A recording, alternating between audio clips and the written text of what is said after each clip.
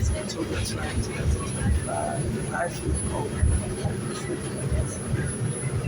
as soon as I got on the street, around after 3 a.m. to like 5 p.m., I got on 59th Street, Manhattan, and I noticed there was a police officer getting on the course. Then I got on the train and I was homeless, carrying black male came on the train, straight very dirty, extremely dirty.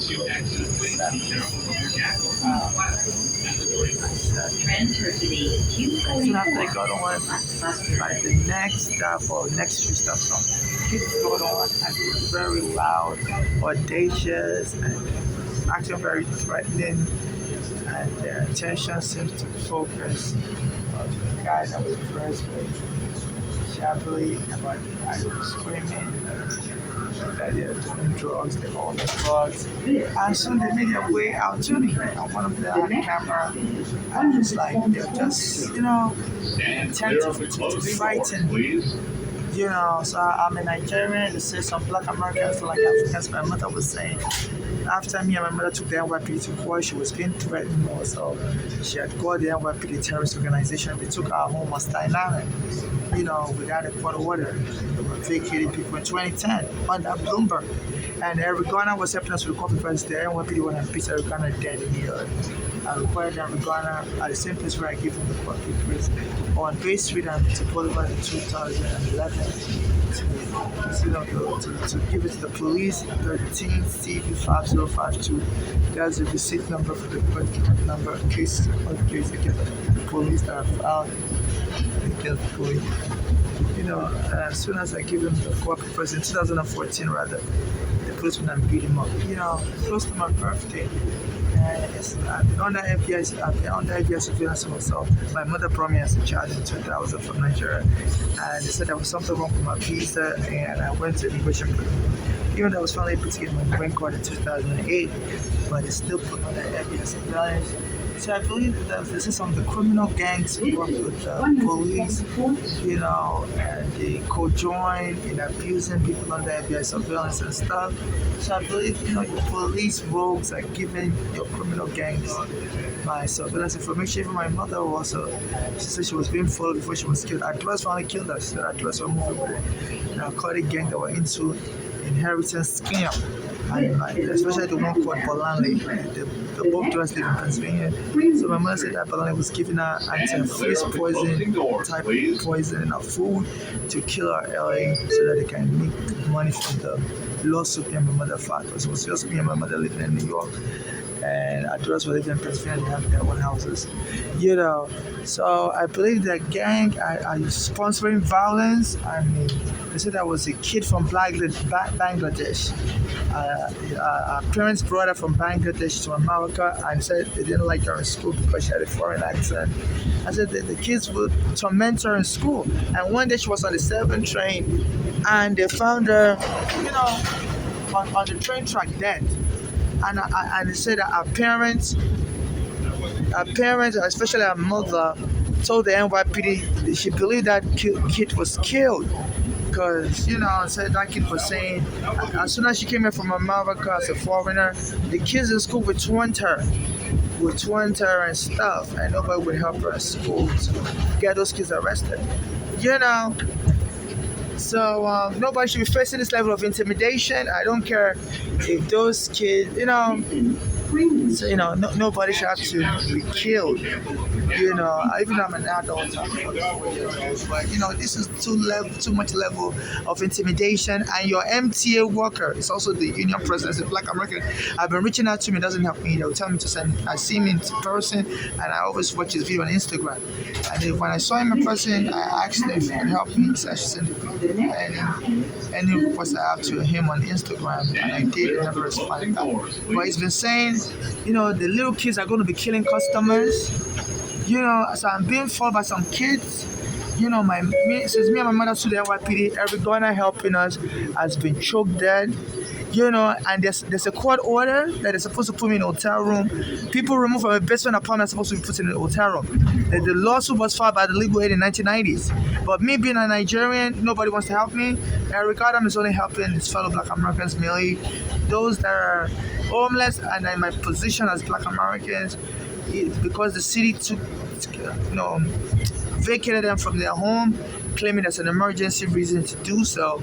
I noticed last year there were Black Americans that had a fire in the Bronx apartment, and he went to the Bronx, and I had the Red Cross move them into a hotel room and even gave them money. So I've been contacting him that you are able to do that to your fellow Black Americans. Can you help me also? And he doesn't respond back to me. This Ricardo. So he has no right to be applying double standard, especially when the court ordered that they have to give special treatment to people like me, removed from my home because of a vacant order claiming my home wasn't safe. So what he did, how we help his fellow Black American last year, this Ricardo is supposed to get the same treatment. He's supposed to provide me with a special hotel room. I'm not supposed to be in a general shelter, according to the court order filed in the 1990s. So UMT, I've been reaching out to you. I've been getting to right. There was a foreign girl from Bangladesh. She said they used to bother her in school as soon as her parents brought her here from Bangladesh. And one day they found her dead on the track. He said, and her parents suspected that the kids that were bothering in school must have pushed her down the train track. She was sitting close to the emergency door. And I've been violently attacked, choked on the train. Nobody helped me. The police wouldn't help me. So UMT, you're not allowed to sponsor violence. I also, when I try to use the bathroom, I'm from Nigeria, I have diarrhea.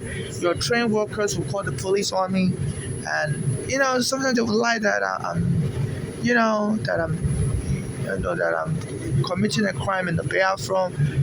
One day they lied on me that they were seeing smoke come out of the bathroom when I was using the bathroom. And then they changed their lie to, they said, I was flooding the whole bathroom with water. I must have damaged the pipe. And I was recording all their lies. There was no smoke, there was no flooding going on, and they worked the police on Brooklyn DeKalb Avenue, and they were all pretending like they could see smoke and they could see the whole bathroom being flooded while I was recording them. And they told me, you are the one crazy to have folks don't ever return to the streets to use the bathroom on DeKalb Avenue. So they routinely ban me from any bathroom I try to use, try to get them to defecate on my body. Now they employ little kids around 3 a.m. to 5 a.m. as soon as I got on this train. So somebody must have given those kids my information, because any itinerary they must have been noticing lately. I've been coming on the 2 train late at night, so they went and positioned those kids to wait for me to get on the train. And they noticed that I normally take the 2 train from 59th Street. So as soon as I got on the train on 59th Street, I noticed the police officer coming out of the train as soon as I was getting in. I thought I was suspicious, I didn't even want to get on the train, because this Ricardo said the police should be arresting us homeless. The police should be arresting us and locking us in a mental ward. So when I saw that police officer on the train, I didn't really want to get on, because I didn't want him to come and, arrest me for being a poor Black person on the train. This Ricardo is reserving the train for white customer privileged people. So if the police see a homeless person on the train, they should arrest the person and lock them up. So as soon as I saw that police, I didn't feel sick. I didn't want to get on the train, but I was like, you know what, I need to get on the train, I'm so tired. And I noticed as soon as I got on, the police was like, follow. I was like, oh, no. And then I thought the problem was over. Then some kids came in. By the next stop, some kids came in, and the attention was drawn to me, and they were screaming, and they were running towards me. I'm like at 3 a.m. in the morning, and as soon as I got on, also a homeless who was dressed very badly, also came in on the train with me as soon as I got on. I was just looking at me, I was like, are they just trying to frame me up? What is all this exaggerated event I'm experiencing? So this Eric Adams is using his power. He said he doesn't want black Africans to keep coming here because under the Biden administration, there were some Spanish migrants coming from South America, and he would go and welcome them at Port Authority because in Florida they didn't want those Spanish immigrants. They would deport them from Florida to New York, and Eric Adams would go and welcome them. The Spanish immigrants from South America would welcome them at Port Authority and drive them to hotel. And he said what really pissed him off is when West Africans started arriving also. He said it's okay with the South Americans coming in, but said this city can't just be a refuge for everybody. So he said, Biden has to curtail the immigration. So it was definitely picking on West Africans, which is against the law, to target anybody based on their national origin. And said he doesn't want to provide shelter for homeless people anymore. So now that the West Africans are also coming in. And I as a West African, I've been reaching out to him that my mother was killed after the police took her home. Our own daughter went into inheritance scam, and they got her killed thinking they would be able to get the lawsuit money for themselves. Because, it was me and my mother that the police removed from our Staten Island apartment. Our daughters live in Pennsylvania. So my mother wanted to stay with them because she didn't want to be on the street homeless here in New York. I said they were poisoning her food with counterfeit poison, which was giving my mother like bloody diarrhea. And she couldn't get no help after she was killed. And the daughters ended up, getting my mother arrested while she was going through a heart attack. She fled to Pennsylvania to come back to New York to get herself checked in the hospital. And she didn't know who told her daughter what hospital she was in. And the daughters came all over from Pennsylvania and was causing trouble for my mother in the hospital. Said the hospital should lock her up. They were just trying to get my mother so they were just trying to trigger a heart attack. My mother said the daughters, one of them, his name was Valali, was moving with a narcotic gang in Pennsylvania. So my mother didn't feel safe in Pennsylvania. That's why she returned back to New York to go to the hospital. And that like 3 days later came to the hospital. And by May 20, 2015, they told the hospital to lock my mother up. And they said, wrongful diagnosis is one of the ways they harm black patients here in America. And my mother was so angry that they were lucky she's from Nigeria. Our daughters were born here in America. So my mother was very angry at the discrimination. Even though she wasn't crazy, they were framing her up. Our own daughters would frame her up as crazy. And they said she got so angry and she died on the spot. And this year refused to help me, just like Diallo that was killed by the police with 40 bullets. The police officer walked free. So whenever a West African is abused in this society, the police won't help you. Even my father used to go to school here, Long Island University. I said one day when he went to school, his friend, who was Puerto Rican, robbed his apartment and stole all my father's stuff. And my father saw the Puerto Rican, his supposed friend, was having the items wearing my father's clothing and stuff.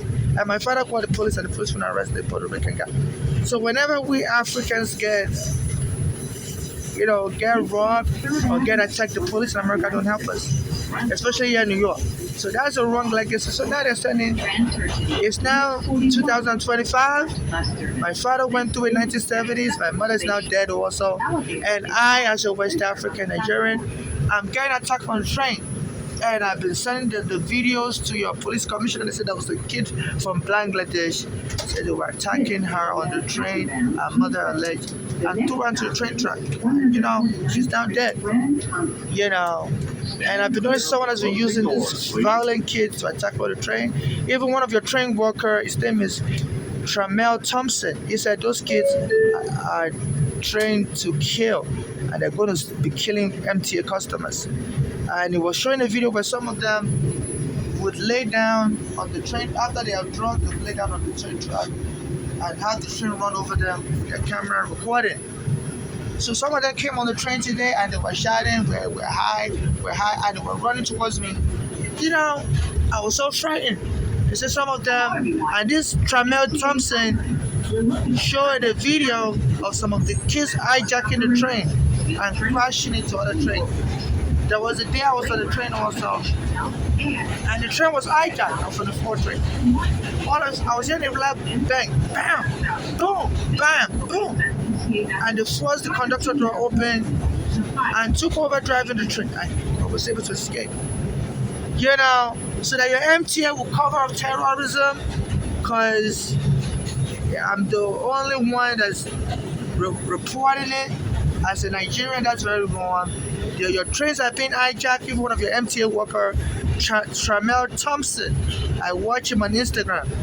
He was showing videos of the little kids taking over a train and crashing into another train. And some of them would lay down on the train track to get run over by train while recording with a camera. The train was passing over their head while they lay on the track bed. And some kids got here. So your train has cameras. I'm on the 2 train. They have spy cameras on the 2 train. So please, as soon as I got on the 2 train on 59th Street around 3 a.m. to 5 a.m., some kids got on the train by the next stop. I think someone planted those kids, because I've been exposing the corruption by your NYPD. A black American male helping me in 2014, the police found and beat him dead, Eric Garner. As soon as I gave him the court papers to give to the NYPD. So I believe the NYPD is working with these kids to terrorize me, And it says some of these kids are killing foreigners on your train, and UMTA, you don't investigate, and your train workers also joined it. As a matter of fact, the reason why it's your train worker and the police that sent those kids, as soon as I was coming on the train, taking the R train on 86th Street on 4th Avenue, there was this black American woman. She works for the train, and she said, "Motherfucker." As soon as she saw me at 2 a.m. in the morning, I said, "This is how you greet customers that are Africans?" She saw me and she said, "Motherfucker." There was a day I was getting jumped. The kids were hitting me.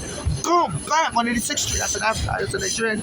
And I was screaming for her to call police, and she didn't call police. That same woman that called me motherfucker this morning. And, and then she called the ambulance, and she told me, I told her I needed help. I was like, no, I said I needed police. I don't need ambulance. I want to make a police report. I said, no, go with the ambulance. The ambulance is the one that will help you. No need for police. Some kids were jumping me. So that woman, she's like a black American woman. She's working with gangs and your police to attack me, and she called me a motherfucker. As a matter of fact, she's been studying my itinerary. There's a police camera on 86th Street and 4th Avenue.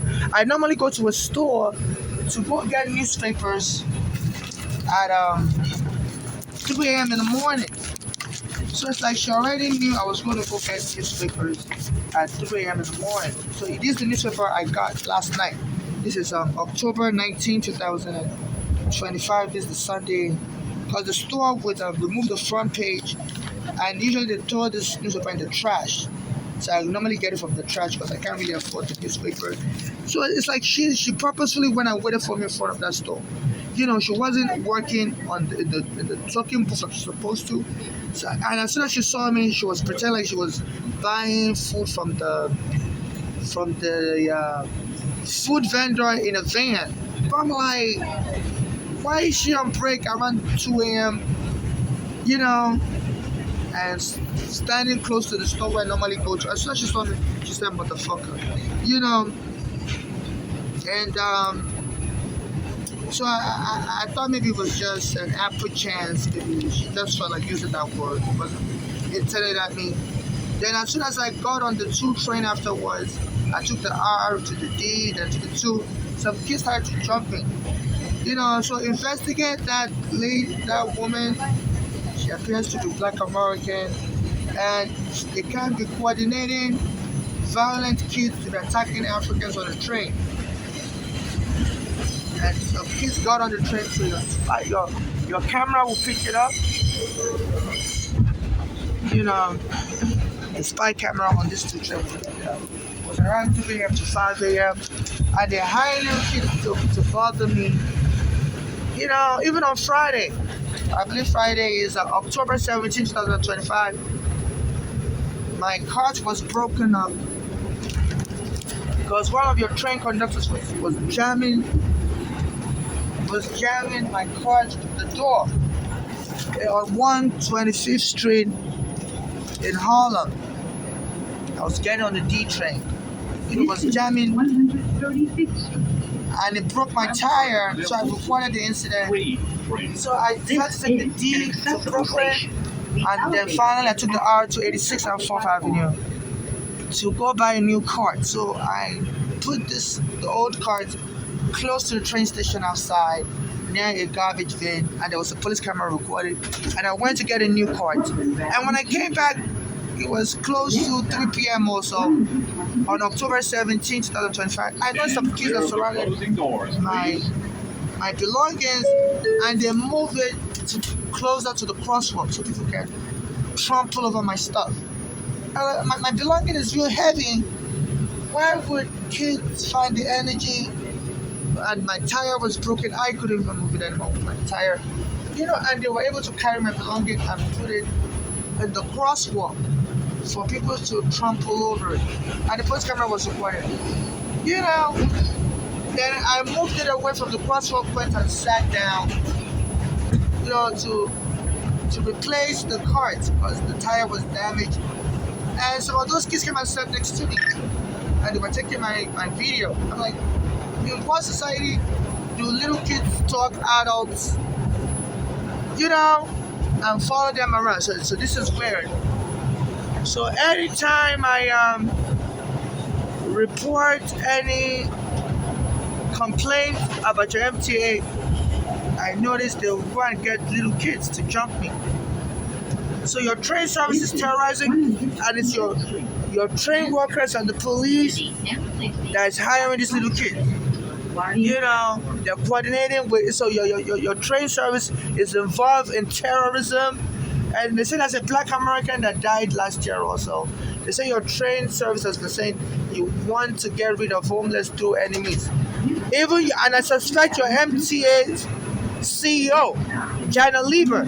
I was reading the New York Post early this year, and he posted that the New York Post is a very racist type newspaper, and I guess he felt safe. Early this year, 2025, they interviewed him, and he said he has a lot of tricks in his bags to make sure the homeless are permanently removed. He said he doesn't want the homeless poor people like me on the train. And he said you should trust him. He has a lot of tricks in his bag. So what they're doing is they're hiring little kids. They said there was a Bangladesh kid from Bangladesh that was thrown into the train track. I guess, so they've been employing little kids to jump me on the train. This morning also, I was alone on the train nearly, and those kids surrounded me around 2 a.m. in the morning. So terrorizing people and lynching them.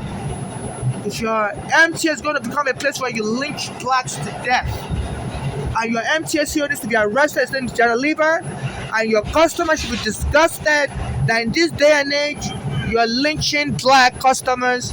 And I have all the evidence. My mother's been killed. A black male helping me at Garner, since the police took my home, has been killed. And you're lynching blacks for no reason.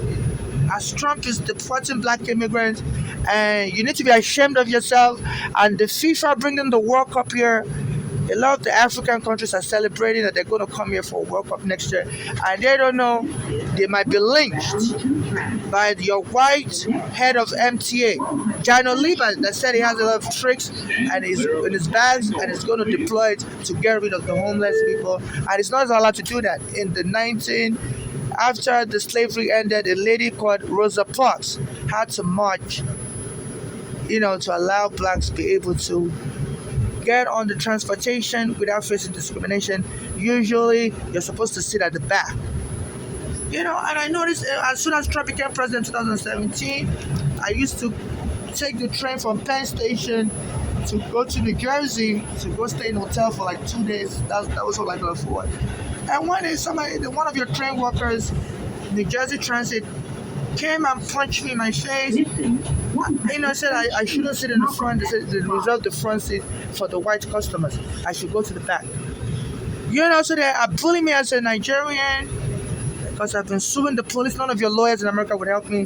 The police took my best friend apartment on Staten Island since 2010, and everybody was the only one helping me. The police want to beat him dead. So they've been killing people around me, don't want me to get any lawsuit money, and all your lawyers in America said they can't help me either. So for 15 years, I've been stuck trying to sue the police. You know, and this is terrorism, and you're empty trying to help the police to sabotage my